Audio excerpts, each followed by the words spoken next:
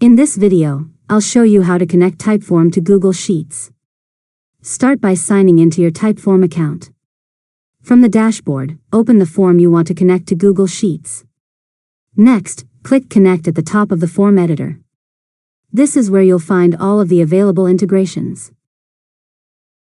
After that, search for Google Sheets and select the integration from the list.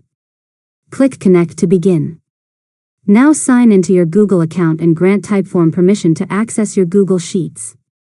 Once the connection is complete, choose whether to create a new spreadsheet or use an existing one.